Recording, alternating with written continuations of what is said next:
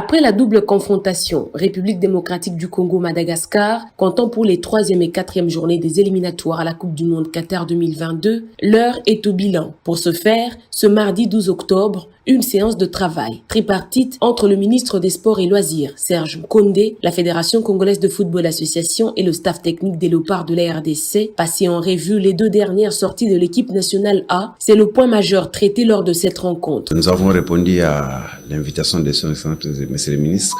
Il est impérieux d'évoquer l'avenir de la sélection congolaise dans le groupe J des éliminatoires. Désormais, des nouvelles stratégies s'imposent pour capitaliser les 2 prochaines rencontres des Léopards de la RDC. Donc, l'apport de tout un chacun est important, en commençant par les joueurs locaux. Nous avons également arrêté des stratégies. Par rapport à la sélection des joueurs, une commission technique sera mise en place sous la supervision du directeur technique national pour sélectionner certains grands joueurs locaux.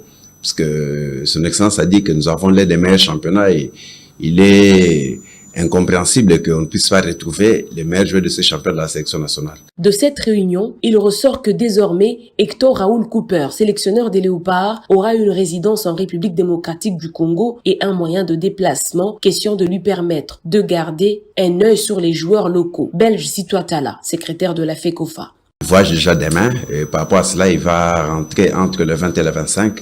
Et au niveau du gouvernement, des dispositions sont en train d'être prises, de sorte que l'entraîneur ait un logement ici, et son véhicule, pour pouvoir travailler sur place. 3e avec 5 points. Derrière le Bénin et la Tanzanie, la République démocratique du Congo n'a pas d'autre choix que de remporter ces 2 derniers matchs pour espérer passer cette étape.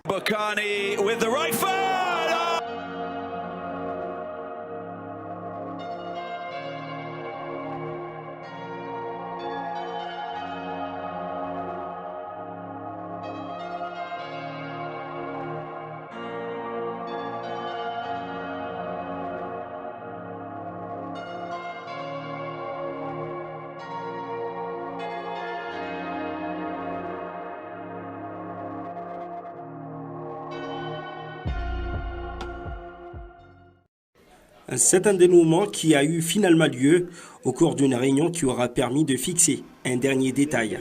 Nous sommes ici au stade de Tout-Puissant Mazembe et je pense aujourd'hui que l'équivoque est levé. Les discussions ont enfin abouti. La Ligue nationale de football tient un accord avec le TP Mazembe et les cartes Kanda peuvent servir d'accès au stade pour tous les supporters du TP Mazembe. C'est ce que explique le président de la coordination des supporters de l'équipe Chara Moïse Katumbi, Mario Kawel. Tunapata ma carte yo mnaona kwa mingi hapa. Mkwesa muze ma carte yenu ya kuingia nayo match yote mu stade ya TP Mazembe à part match ya Coupe d'Afrique. Lina foot kuanzia dimanche tuna blessing. Déjà à partir de sasa ninaenda kuweka vente. Mkwe muze ma carte. Carte hii ya noir utaingia nayo ku tribune. Juu ya phase aller ya Lina foot latéral na tribune centrale. $15. Deuxième carte, il y a notre tribune d'honneur. Yoi, munayona $25. Troisième carte, une carte VIP, $50. Yoi, mukuye, muze, ma carte yenu, ya kwanza kunyana mustad. Je crois, mulikuwa mingi sana muranza kuniita, nimeambia muchunge wakati, moment ile tafika, mutakuwa muze ma carte. Ma carte, yoi, mukwe muze, tutaweka mbele pa magazin yangu, pa kwanza, na tutamitangazia tena mafashi nyingine tutaanza kujisha. Mukwe muze ma carte yenu.